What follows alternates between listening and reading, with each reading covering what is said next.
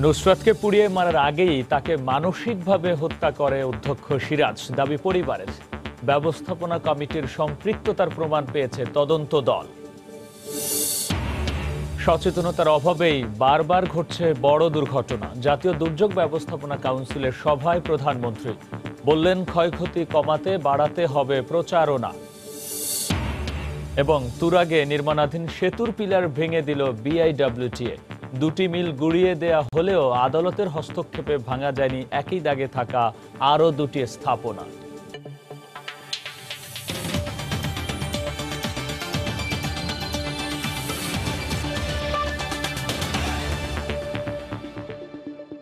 দেখছিলেন শিরোনাম।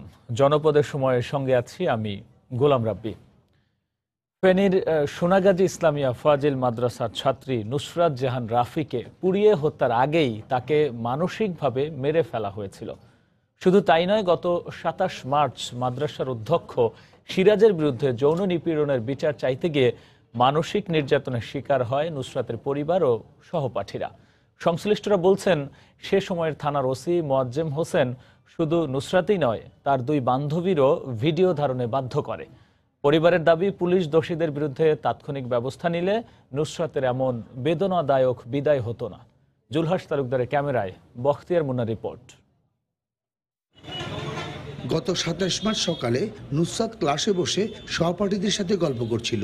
এই সময় মাদ্রাসার পিয়ন নুরুল আমিন এসে অধ্যক্ষ ডাকছে বলে নুসরাতকে জানায়। নুসরাত তার দুই বান্ধবীকে নিয়ে অধ্যক্ষের কক্ষে যায়।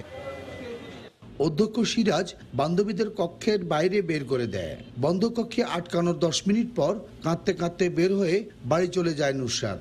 বিষয়টি তার মা জানার পর স্থানীয় কাউন্সিলর ইয়াসিন ও ছেলে রায়হানকে নিয়ে অধ্যক্ষের কক্ষে যান। এই সময় অধ্যক্ষ সিরাজ তাকে গালমন্দ করে নুসরাতের চরিত্র নিয়ে প্রশ্ন তোলেন।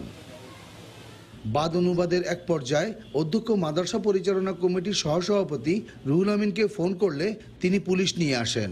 পরিবার ও সহপাঠীদের দাবি, অধ্যক্ষ রুহুল আমিন তাদেরকেও মানসিকভাবে নির্যাতন করেছে। আমরা তো জানি ওনার স্বভাব চরিত্র আগ থেকে অনেক আগ থেকে খারাপ। তো আমরা ওর সাথে গেছিলাম, ও অফিসের ভিতরে গেছে, প্রায় 10 মিনিটের মতো ছিল। 10 মিনিট পরে ও খুব কান্না করে বেরিয়ে গেছে। প্রিন্সিপালের রুমে আমাদেরকে সাক্ষী নেওয়ার জন্য যখন ডাকছে তখন আমরা গেছি। তখন রুহুল আমিন বলতেছে যে এটা তো নাটক আগেরটাই, ঠিক তো, এটি সবকিছু সাজানো। তখন রুহুল আমিন বলতেছে যে থানায় নিয়ে যাওয়ার কি দরকার, আমরা এখানে তো এটা বসে শেষ করতে পারি। মাদ্রাসার প্রিন্সিপাল এস.এম. সিরাজউদ্দৌলা যখন এভাবে আমার আম্মুর সাথে ছোট ভাইয়ের সাথে যেসব গালিগালাজগুলো করছিল, তখন মাদ্রাসার গভর্নিং বোর্ডের সহসভাপতি উপস্থিত ছিলেন। উনি থাকা অবস্থায় কিভাবে এই ধরনের বিহেভ করতে পারে? এদিকে নুসরাতের ছোট ভাইয়ের দাবি, ব্যবস্থাপনা কমিটি বিচারে দ্রুত পদক্ষেপ নিলে তার বোনের এমন মর্মান্তিক মৃত্যু হতো না। তাৎক্ষণিক যদি মাদ্রাসার গভর্নিং বোর্ডের সহসভাপতি রুহুল আমিন ভাই যদি প্রিন্সিপাল এস.এম. সিরাজউদ্দৌলাকে সাপোর্ট যদি না করতো, তাহলে আমরা আমার বোনকে আজকে নিষ্পাপ বোনকে আজকে এভাবে ফান দিতে হতো না। ওই দিন দুপুরে নুসরাত, তার মা ও দুই সহপাঠীকে থানা ডেকে নিয়ে যান সাবেক ওসি মোয়াজ্জেম হোসেন। কাপড় ছাড়ো, মুখে তো একদম কাপড় ছেড়ে দাও। এই সময় নুসরাত ও তার দুই সহপাঠী অস্বীকৃতি জানালেও নেকাব খুলে তাদের ভিডিওতে বক্তব্য ধারণে বাধ্য করেন ওসি। এই যে আমি রেকর্ড করছি, এটা কেউ জানবেও না, এটা আমার কাছেই থাকবে। থানায় যাওয়ার পর নুসরাত ওখানে ভিডিও করতে কান্নাকাটি করে বলছে সবগুলো। আরেকজনের ভিডিও করছে, ওসি সাহেব ওকেও মুখ খোলার জন্য বলছে। তখন ও মুখ খুলছে, মুখ খুলে সবটা বলছে। আমাকে ডাকার পরে যে বলতেছে যে আম্মু মুখ খোলা। আমি বলতেছি যে না আঙ্কেল, এটা এখানে মুখ খোলা যায়, আমি মুখ খুলবো না। ওই দিনের নুসরাতের মায়ের দায়ের করা মামলায় অধ্যক্ষ সিরাজকে গ্রেফতার করা হয়। আর ৬ এপ্রিল নুসরাতের শরীরে কেরোসিন তেল ঢেলে আগুন ধরিয়ে দেয়া হয়। দীর্ঘ ৫ দিন বাঁচার জন্য লড়াই করে ঢাকা মেডিকেল কলেজে মারা যায় প্রতিবাদের প্রতীক নুসরাত। বখতিয়ার মুন্না, সময় সংবাদ, ফেনী। নুসরাত হত্যাকাণ্ডে সোনাগাজী উপজেলা আওয়ামী লীগ সভাপতি রুহুল আমিনের সংশ্লিষ্টতার বিষয়ে তদন্ত চলছে। তার বিরুদ্ধে হত্যায় জড়িত থাকার প্রমাণ পাওয়া গেলে অবশ্যই আইনের আওতায় আনা হবে বলে জানিয়েছেন পিবিআই মহাপরিচালক বনোজ কুমার মজুমদার। দ্রুত ও যৌক্তিক সময়ের মধ্যে মামলার চার্জশিট দেওয়ার চেষ্টা চলছে বলেও জানান তিনি। এদিকে নুসরাত হত্যা মামলার আসামি সহপাঠী শামীমকে 5 দিনের রিমান্ড দিয়েছেন আদালত। হত্যায় জড়িতদের শাস্তি দাবিতে বিভিন্ন স্থানে মানববন্ধন ও বিক্ষোভ অব্যাহত আছে। খান মোহাম্মদ রুমেলের রিপোর্ট। ফেনীর সোনাগাজীর মাদ্রাসা শিক্ষার্থী নুসরাত রাফি হত্যার পর থেকে বারবারই সামনে এসেছে সোনাগাজী উপজেলা আওয়ামী লীগের সভাপতি এবং মাদ্রাসার পরিচালনা পর্ষদের সহসভাপতি রুহুল আমিনের নাম। নুসরাতের শরীরে আগুন দেওয়ার ঘটনাকে আত্মহত্যা বলে প্রচার করতে স্থানীয় সাংবাদিকদের প্রলোভন দেখানো, নুসরাতের পক্ষে মানববন্ধন করতে চাইলে তাতে বাধা দেয়া সহ নানা অভিযোগ তার বিরুদ্ধে। পিবিআই সূত্র বলছে, এখন পর্যন্ত 164 ধারায় জবানবন্দি দেয়া একাধিক আসামির বক্তব্যে রুহুল আমিনের সংশ্লিষ্টতার বিষয়টি উঠে এসেছে। পিবিআই প্রধান বলছেন, সব তথ্য বিশ্লেষণ করে তার সংশ্লিষ্টতা পাওয়া গেলে অবশ্যই আইনের আওতায় আনা হবে। এখন পর্যন্ত তার নাম যেটুকু পেয়েছি সেটুকে আমরা এখন পর্যন্ত আমরা অ্যানালাইসিস করতে, যদি তার সম্পৃক্ততা আমাদের কাছে সেরকম থাকে আমরা অবশ্যই তাকে এই মামলায় আমরা চালান দেব। এই মামলায় যে 6 সন্দেহভাজনের বিদেশ গমনে নিষেধাজ্ঞা চেয়ে চিঠি দেওয়া হয়েছিল তার মধ্যে 3 জন গ্রেফতার হয়েছে। এছাড়া ইফতেখার রানা, মহিউদ্দিন শাকিল সহ আরও একজনকে গ্রেফতারের চেষ্টা চলছে বলে জানান তিনি। তো আমরা যে পয়েন্টে টার্গেট করছি সেটি সফল হয়েছে এবং প্রথম দিকে তারা ধরার পর মুখ খোলে নেয়, ফলে আমরা টরিড হয়ে গেছিলাম। পরে আমাদের সারা দেশ থেকে জিজ্ঞাসাবাদের টিম নিয়ে আসে, যখন জিজ্ঞাসাবাদে ব্রেকডাউন করে তখন আমরা বিষয়টি মোটামুটি হয়। এদিকে বুধবার পুরান ঢাকা থেকে গ্রেফতার শামীমকে আদালতে হাজির করে 5 দিনের রিমান্ডে নেওয়া হয়েছে। স্বীকারোক্তিমূলক জবানবন্দি দিয়েছে শরীফ নামে আরও এক আসামি। এই প্রেক্ষাপটে দ্রুত চার্জশিট দেওয়ার চেষ্টা চলছে বলে জানান তিনি। চার্জশিট দিলেই যে বিচার কার্য শুরু হবে সেটি না, আদালত যদি ডকেটটিতে সন্তুষ্ট হয় তাহলেই তারা ডকেটটি অ্যাকসেপ্ট করবেন, নাহলে আবার ফার্দার ইনভেস্টিগেশনের জন্য পাঠায় দিতে। চার্জশিটটি যাতে আবার ফার্দার ইনভেস্টিগেশনের জন্য না আসে, তাহলে আবার যেন দ্রুত করতে গিয়ে আবার যেন কালক্ষেপে না হয়। সুতরাং আমরা সর্বোচ্চ দ্রুত দেওয়ার চেষ্টা করব। আমরা দ্রুত সময়টাকে বলছি একটা যৌক্তিক সময়। অনাচারের বিরুদ্ধে জাগ্রত হোক শুভবোধ, বিচারের আওতায় নিয়ে আসা হোক ধর্ষক ও হত্যাকারীদের। হাতে হাত রেখে কণ্ঠে কণ্ঠ মিলিয়ে নুসরাত হত্যার বিচার দাবি করেন রাজধানীর নালন্দা উচ্চ বিদ্যালয়ের শিক্ষার্থীরা। ধানমন্ডির ছায়ানট সংস্কৃতি ভবনের সামনে আয়োজিত মানববন্ধনে শিক্ষার্থীদের পাশাপাশি অংশ নেন শিক্ষক ও অভিভাবকরাও। খান মোহাম্মদ রুমেল, সময় সংবাদ, ঢাকা। জনপদের সময় আরও থাকছে। মানিকগঞ্জে ভিডিও ফুটেজ ছড়িয়ে দেওয়ার হুমকি দিয়ে দিনের পর দিন মা ও মেয়েকে পাশবিক নির্যাতন, স্থানীয় প্রভাবশালীর বিরুদ্ধে ধর্ষণ মামলা দায়ের।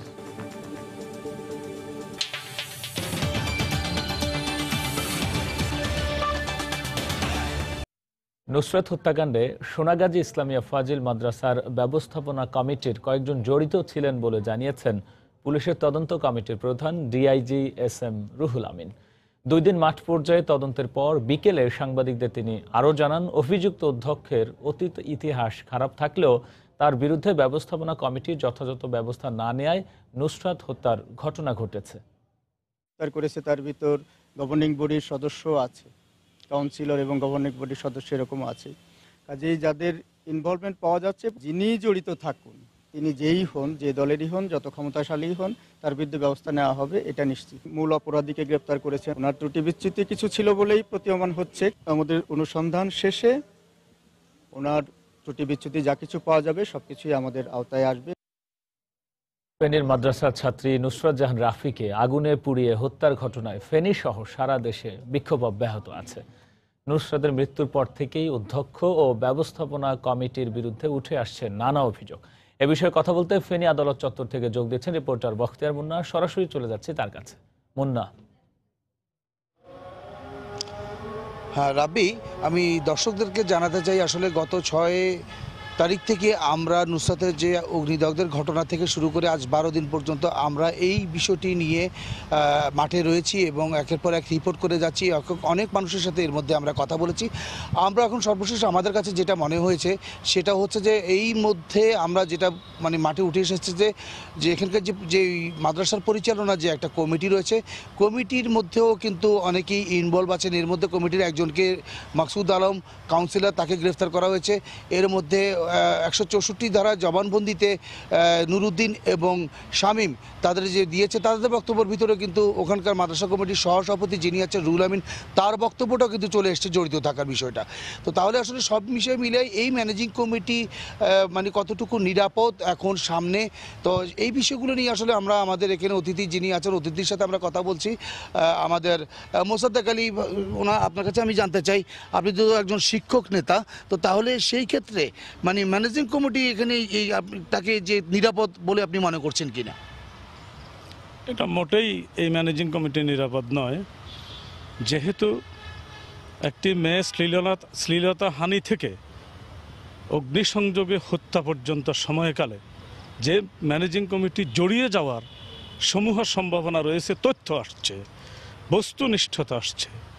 সুতরাং এখানে এই যে শিক্ষার্থীর প্রতিষ্ঠানে তারা ধরে নেবে যে আমরা শত্রু বেষ্টিত, আমরা কোনো অবস্থায় নিরাপদ নই, এই ধরনের শঙ্কা আশঙ্কার মধ্যে এই ম্যানেজিং কমিটি থাকার কোনো যৌক্তিকতা নেই। শিক্ষা মন্ত্রণালয়ের অনুমোদিত বেসরকারি শিক্ষা প্রতিষ্ঠানের প্রবিধানমালা অনুযায়ী এই ধরনের ক্ষেত্রে যে কোনো কমিটি যিনিই ভারপ্রাপ্ত থাকুন, প্রতিষ্ঠান প্রধান হিসেবে যিনিই থাকবেন, তিনি শুধুমাত্র মাদ্রাসা শিক্ষা বোর্ডে আবেদন করবেন, 48 ঘন্টার মধ্যেই এই ধরনের ম্যানেজিং কমিটি বাতিল করে অ্যাডহক কমিটি গঠনের নিয়ম রয়েছে। অ্যাডহক কমিটি উইদিন 6 মান্থ আরেকটি পূর্ণাঙ্গ কমিটি গঠন করবেন। এই নিয়ম নীতিটি এখানে কার্যকর হওয়া প্রয়োজন, শিক্ষার অনুকূল পরিবেশ ফিরিয়ে আসার স্বার্থে। তাহলে সেই ক্ষেত্রে কি আপনি মনে করেন, কি মনে করছেন যে মানে এখন এটা ভেঙে দেওয়া দরকার? অবশ্যই এই ম্যানেজিং কমিটি ভেঙে দেওয়া দরকার এবং জবাবদিহিতায় আনয়নের স্বার্থে পুরো ম্যানেজিং কমিটিকেই দায় দায়িত্বের কারণে সকলকেই জবাবদিহিতায় নিয়ে আসা অতীব বাঞ্ছনীয়, নতুবা শিক্ষার অনুকূল পরিস্থিতি ফিরিয়ে আসা কঠিন হবে। আচ্ছা, একটা বিষয় আমি আপনি যেহেতু আইনজ্ঞ, আপনার কাছে আমি জানতে চাই জনাব মাজহারুল হক চৌধুরী, সেটা হচ্ছে যে মানে এই যে 164 ধারা জবানবন্দিতে একজন নাম চলে এসছে একজনের, কিন্তু এখন পর্যন্ত মানে উনি আছেন, তো এই বিষয়টাকে আপনি কীভাবে দেখছেন? দেখুন, যারা একটি মামলায় কোনো আসামি জবানবন্দিতে বা 164 বা 161 ধারায়ও বলল যে অমুক অমুক জড়িত আছে, সেক্ষেত্রে যারা আইনশৃঙ্খলা রক্ষাকারী বাহিনী আছেন বা এখানে তদন্তের দায়িত্বে যারা আছেন, তারা কিন্তু সাথে সাথে তাকে অ্যারেস্ট করার মতো সুযোগ খুব একটা থাকে না। তারা তদন্ত করবেন, তদন্ত করে যখন তারা দেখবেন যে না এই 164 এই যে কথাগুলো এসছে বা যাকে জড়িয়ে কথাগুলো এসছে তার জড়িত থাকার সমূহ সম্ভাবনা দেখা দিয়েছে বা এটির পেছনে সার্কমস্টেন্সিয়াল এভিডেন্সও আছে বা তথ্যগত বা সাক্ষ্যগত কিছু প্রমাণ সামনে চলে আসছে, সেই ক্ষেত্রে তাকে আইনশৃঙ্খলা রক্ষাকারী বাহিনী বা তদন্তকারী যিনি কর্মকর্তা তিনি তাকে অ্যারেস্ট করে নিয়ে আসতে পারেন। কার কথা বলছিলাম? আমরা বলছিলাম রুহুল আমিনের কথা। কারণ আমরা আপনাদের মাধ্যমে, গণমাধ্যমে আমরা দেখতে পাচ্ছি যে যারা ঘটনার সাথে সরাসরি সম্পৃক্ত, অর্থাৎ যারা আগুন দিয়েছে, তাদের মধ্যে দুজন 164-এ তারা সহসভাপতি, সম্ভবত উনি গভর্নিং বডির রুহুল আমিন, এবং যিনি স্থানীয় আওয়ামী লীগেরও সভাপতি, ওনার নামটা এসছে। এবং আমরা আপনাদের মাধ্যমেই যতটুকু জেনেছি শুনেছি যে পিবিআইয়ের কাছে সম্ভবত 6 বা 7 সেকেন্ডের একটা অডিও আছে যেখানে তিনি বলেছেন যে অন্যতম আসামি শামীমকে যে আমি জানি তোমরা সরে যাও। তার মানে ওই অডিওটা যদি ওনাদের কাছে থাকে, এই ক্ষেত্রে এখন আইনশৃঙ্খলা বাহিনী রুহুল আমিনের ব্যাপারে কি করা উচিত? আমার তো মনে হয় এটি একটি তথ্যগত প্রমাণ।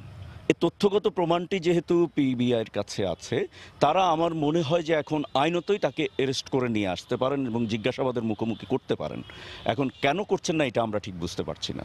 তবে আমার মনে হয়, আমি একজন আইনের মানুষ হিসেবে আমার মনে হয় যে এই একটি যেহেতু বর্বরতম হত্যাকাণ্ড ঘটেছে, এটি যদি ওনারা বলেন যে এটি ছোট একটি প্রমাণ, আমি বলবো যে এই ছোট্ট প্রমাণটি দিও, কারণ এখন সাক্ষ্য আইনে ক্রিমিনাল মামলার ক্ষেত্রে এই তথ্য প্রযুক্তিগুলো ব্যবহারের সুযোগটা আছে, আইন করে দিয়েছে। তাহলে এটি ব্যবহার করেই তারা তাকে ধরে নিয়ে আসতে পারেন এবং তাকে জিজ্ঞাসাবাদ করলে তার সম্পৃক্ততা তার কাছ থেকেই বেরিয়ে আসবে। আর এছাড়াও ম্যানেজিং কমিটির আরও একজন অ্যারেস্ট হয়েছে, তার কাছ থেকে কি বেরিয়েছে আমরা এখনো জানি না। ধন্যবাদ। আমরা রাশেদ আমাদের মঞ্জুরুল হক চৌধুরীর কাছে। তো আমরা দর্শক আবার ফিরে আসবো আবার কিছুক্ষণ পরে। রাব্বি, আবারও নুসরাত হত্যা প্রসঙ্গ। বিরতির আগে আলোচনা চলছিল নুসরাত হত্যা নিয়ে, আবারও চলে যাব আলোচনায় বখতিয়ার মুন্নার কাছে।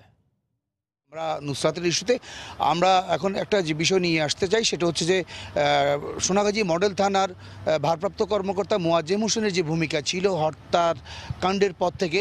প্রথমেই আমাদেরকে যিনি হত্যাকাণ্ডের পরপর 6 তারিখে উনি আমাদেরকে অনেয়ারে যেটা বলেছেন যে এটা টয়লেটের ভিতরে সে অগ্নিদগ্ধ হয়েছে। পরবর্তীতে আবার তিনি আত্মহত্যা বলে এটা প্রচারণা চালানোর চেষ্টা করেছেন। এর পরবর্তীতে আবার এই যে মেয়েগুলো যারা ভিকটিম এবং নুসরাত এবং নুসরাতের সহপাঠীদেরকে থানায় নিয়ে তিনি যেভাবে তাদের জবানবন্দি 161 ধারা যে জবানবন্দি রেকর্ড করেছেন, এটা কতটুকু আসলে শালীন ছিল গণমাধ্যমগুলোতে যেটা আমরা দেখছি, আমরা প্রচার করছি, সেটা কতটুকু আইনগতভাবে শালীন বা আইনগতভাবে এটার ভিত্তি আছে, আমরা আইনজ্ঞর কাছে জানতে চাচ্ছি। বলেন আপনি। আসলে বিষয়টা হচ্ছে আপনাদের কাছ থেকে আমরা যেটা জানছি, অর্থাৎ গণমাধ্যম থেকে, আমার আইনের আমরা কিন্তু ভিডিওতেও সম্প্রচার করছি, আপনারা নিশ্চয়ই ওটা দেখেছেন। আমরা দেখছি, ইলেকট্রনিক্স মিডিয়াতে দেখছি, বা আমরা ফেসবুকে একটা ভিডিও দেখতে পাচ্ছি, যেটা ওসি মোয়াজ্জেম হোসেন, যিনি ওখান থেকে প্রত্যাহার করা হয়েছে ইতিমধ্যে, তিনি তার জবানবন্দি গ্রহণ করছেন। সেখানে আরেকজন পুরুষের কণ্ঠ আমরা শুনতে পাচ্ছি, কিন্তু কোনো নারী নেই। নারী বলতে একমাত্র ভিকটিম, এবং তাকে বারবার বলা হচ্ছে তোমার মুখ থেকে হাত সরাও, কি হচ্ছে বলো, কোথায় কোথায় হাত দিয়েছে বলো। এখন 161 কে নিতে পারেন, যিনি তদন্তকারী কর্মকর্তা, তিনি 161 নেবেন ভিকটিমের। কিন্তু ওসি সাহেবের কাছে তো এটি একটি অভিযোগ দায়ের করতে যাওয়া হয়েছে, তিনি তো তাকে জেরা করতে পারেন না। এবং সবচেয়ে বড় কথা হচ্ছে সে সেক্সুয়াল হ্যারাসমেন্টের শিকার। সেই ক্ষেত্রে যিনি ভিকটিম, তার চেহারা তো প্রিন্ট মিডিয়াতেও দেওয়ার ক্ষেত্রে আইনে নিষেধাজ্ঞা আছে। সেখানে ভিজুয়াল মিডিয়ায় উনি দেওয়ার জন্য উনি ভিডিও করেছেন, পরবর্তীতে এটা আপলোড করেছেন ফেসবুকে গণমানুষ দেখছে, এবং ভিকটিম মারা গিয়েছে, আল্লাহ তাকে বেহেশতে নসিব করুক। সে যদি জীবিত থাকতো, আল্লাহ যদি তাকে জীবিত রাখতেন, তাহলে তার এই চেহারা সমস্ত মানুষের কাছে যেত, এবং সে সমাজে চলাটা তার জন্য কঠিন হয়ে যেত। তাহলে পুলিশ কি আইনের, আপনি কি মনে করছেন যে তারা এই ভিকটিমরা নুসরাত এবং তার সহপাঠীরা দফায় দফায় তারা হ্যারাসমেন্ট হয়েছে বিচার চাইতে গিয়ে? অবশ্যই হ্যারাসমেন্ট হয়েছে। আমরা তো দেখতে পাচ্ছি সে প্রথমে তার নিজের প্রতিষ্ঠানের প্রিন্সিপাল দ্বারা হ্যারাসমেন্ট হয়েছে, এবং সেটির প্রতিকার চাইতে গিয়ে যে আইন শৃঙ্খলা রক্ষাকারী বাহিনী আমাদেরকে রক্ষা করবেন, একজন ভিকটিমকে রক্ষা করবেন, তাদের কাছে সহায়তা চাইতে গিয়ে, আশ্রয় চাইতে গিয়ে সে পরবর্তী হ্যারাসমেন্টের মুখোমুখি হয়েছে। আমার তো মনে হচ্ছে এখন সেটি হচ্ছে প্রিন্সিপাল তাকে যতটা হ্যারাসমেন্ট করেছে তার চেয়ে বেশি হ্যারাসমেন্ট করেছেন আইন শৃঙ্খলা রক্ষাকারী বাহিনীর যিনি ওই থানার প্রধান তিনি, এবং সেটার জন্য উনি অবশ্যই আইনের আওতায় আসা উচিত, এবং ইতিমধ্যে তার বিরুদ্ধে। আমরা আপনার কাছে জাস্ট খালি একটা জিনিস ছোট্ট করে আমরা জানতে চাই দর্শকদের উদ্দেশ্যে, সেটা হচ্ছে যে আপনি এটাকে কিভাবে, মানে এই কিন্তু পুলিশ তো তদন্ত করছে বিষয়টা পুলিশের বিরুদ্ধে, এই তদন্তটাকে আপনি কিভাবে দেখছেন? যেহেতু এখানে সেক্সুয়াল হ্যারাসমেন্ট, একটা পর্যায়ে হত্যা, অগ্নিসংযোগে হত্যা হলো, এই বিশাল ঘটনাকে সামনে রেখে না, এখন তো পুলিশ ভারপ্রাপ্ত কর্মকর্তার বিরুদ্ধে এখন কিন্তু তদন্ত করছে পুলিশ। ভারপ্রাপ্ত কর্মকর্তা যে কাজ করেছেন তার বিরুদ্ধে পুলিশই তদন্ত হচ্ছে। এটা পুলিশের বিরুদ্ধে তদন্ত করবে, এই তদন্তের স্বচ্ছতা থাকার কোনো সম্ভাবনা থাকে না। এই ক্ষেত্রে জুডিশিয়াল ম্যাজিস্ট্রেট কর্তৃক, নারী জুডিশিয়াল ম্যাজিস্ট্রেট কর্তৃক এই ধরনের একটি তদন্ত হওয়া বাঞ্ছনীয়। আমি মনে করি জুডিশিয়াল তদন্তটাই এই মুহূর্তে জরুরি প্রয়োজন। আমরা দর্শকদেরকে যতটুকু পেরেছি আমাদের বক্তব্য আমরা তুলে ধরবার চেষ্টা করছি, এবং পাশাপাশি একটা কথা আমি যেটা বলতে চাই আজ গত 12 দিনের অভিজ্ঞতা থেকে, সেটা হচ্ছে যে এখানকার মানুষের একটাই প্রত্যাশা, এই ঘটনার সাথে সম্পৃক্ত যারা রয়েছেন তারা কেউ যেন আইনের আমলে না এসে বাইরে না থাকেন, এটাই মানুষ চায়।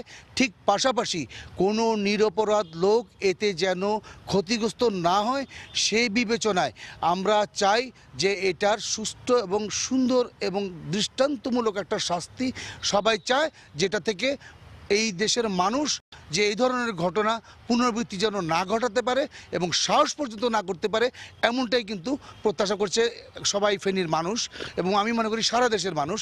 এই ছিল আমার কাছে সর্বশেষ নুসরাতের ইস্যুতে। আমরা ফিরে যাচ্ছি স্টুডিওতে। রাব্বি। ফেনীর মাদ্রাসা ছাত্রী নুসরাত হত্যা বিষয়ক নানা দিক নিয়ে আলোচনার জন্য আলোচকদের সঙ্গে নিয়ে ফেনী থেকে যুক্ত হয়েছিলেন রিপোর্টার বখতিয়ার মুন্না। জনপদের সময় আরও থাকছে। চাঁদা না দেয় চট্টগ্রাম বিশ্ববিদ্যালয়ে শিক্ষক নিয়োগ পরীক্ষা দিতে গিয়ে অপহরণের শিকার মেধাবী এমদাদুল। কর্তৃপক্ষ আমলে না নেয় উচ্চ আদালতের নিয়োগ কার্যক্রম স্থগিত।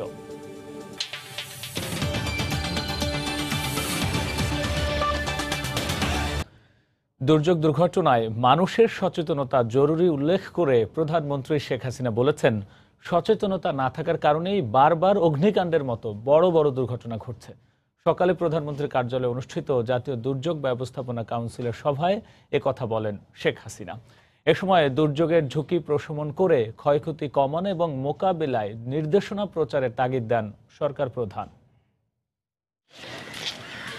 প্রাকৃতিক দুর্যোগ, বন্যা, জলোচ্ছ্বাস আর ঘূর্ণিঝড়ের পাশাপাশি সভ্যতার বিকাশজনিত দুর্ঘটনা, দুর্বিপাক কতটা ভয়াবহ আর করুণ হতে পারে বনানী এবং চুড়িহাট্টার অগ্নিকাণ্ডে তা দেখেছে দেশের মানুষ। বারবার ঘটা এমন দুর্ঘটনায় প্রাণ যাচ্ছে মানুষের, প্রশ্নের মুখে জীবনের নিরাপত্তা।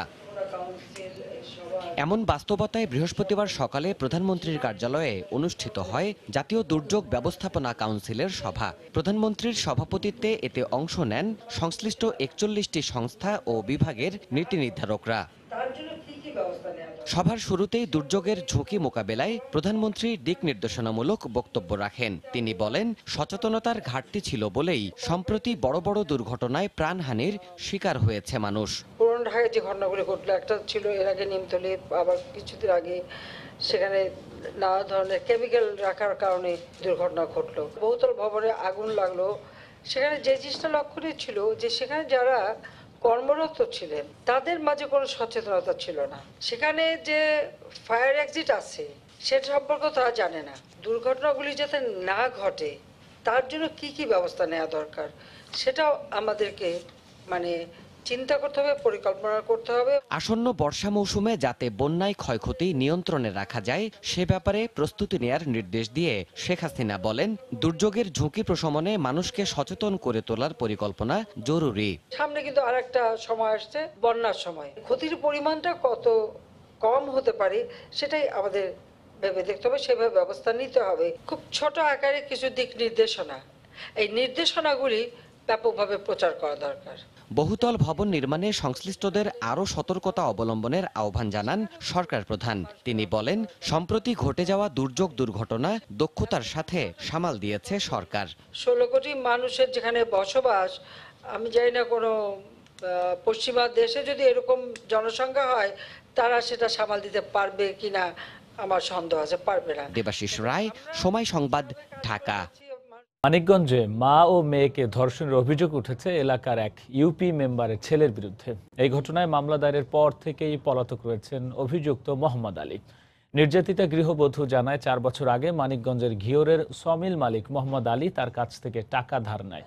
পরে টাকা ফেরত চাইলে মালয়েশিয়া প্রবাসীর স্ত্রীকে কৌশলে ডেকে নিয়ে ধর্ষণ করে তা মোবাইলে ধারণ করা হয়। এরপর প্রায় ভিডিওটি ইন্টারনেটে ছেড়ে দেওয়ার ভয় দেখিয়ে তার উপর পাশবিক নির্যাতন চালানোর অভিযোগ ওঠে। গত সোমবার নির্যাতিতার 12 বছরের মেয়েকে পড়ানোর নামে ধর্ষণ করলে আর চুপ থাকতে পারেননি মা। মঙ্গলবার রাতে সদর থানায় একটি মামলা করেন তিনি। মামলার পর থেকেই পলাতক রয়েছে অভিযুক্ত আলী। এদিকে ঘটনার তীব্র নিন্দা জানিয়ে আলীকে দ্রুত আইনের আওতায় আনার দাবি জানিয়েছেন এলাকাবাসী। 3-4 জন লোক একদিন এক এক লোক নিয়ে ওইটা ভিডিও করে, ভিডিও করার পরে ওইটা দিয়ে আমার আর ওয়াত করে, দুইটা অঙ্ক করে। তারপরে কয় কি যে আমি তো যেমনি যেমনি শিখাই দেবো তুই সেই সব কাজ করবি। মেয়ের প্রতি দৃষ্টি পড়ে তখনই সেই মা বাধা দেয়। স্থানীয় লোকজন যখন আসে তখন সে পালায় যায়। এর পরবর্তীতে মহিলা আসে, মামলা করে। ঢাকার চারপাশে নদী দখলমুক্ত করার চলমান অভিযানের 30তম দিনে তুরাগের টঙ্গী অংশে দেশের বৃহৎ শিপিং কোম্পানি আনন্দ গ্রুপের স্পিনিং ও কম্পোজিট মিল উচ্ছেদ করেছে বিআইডব্লিউটিএ। তবে উচ্চ আদালতের স্থগিতাদেশের কারণে আনন্দ গ্রুপের চেয়ারম্যানের বিলাসবহুল বাড়ি ও হামিম গ্রুপের জুট মিলের স্থাপনা উচ্ছেদ করতে পারেনি সংস্থাটি। এদিন অপসারণ করা হয় সড়ক ও জনপথ বিভাগের নির্মাণাধীন সেতুও। তবে বৈধ দাবি করে নদী তীরে নির্মিত চায়না মালিকানাধীন একটি কারখানা উচ্ছেদ করেনি বিআইডব্লিউটিএ। প্রায় 2 একর তুরাগের জায়গা দখল করে টঙ্গীর মাসিমপুরে গড়া হয়েছে আনন্দ গ্রুপের মালিকানাধীন জেরিনা স্পিনিং ও জেরিনা কম্পোজিট মিল, যা বৃহস্পতিবার সকালে গুড়িয়ে দেয় বিআইডব্লিউটিএ। উচ্ছেদ চলাকালে সরেজমিনে এসে আনন্দ গ্রুপের মালিক, নির্বাহী ম্যাজিস্ট্রেট ও বিআইডব্লিউটি এর কর্মকর্তাদের সঙ্গে উচ্ছেদের বৈধতা নিয়ে উত্তপ্ত বাক্য বিনিময় করেন। I say you resign.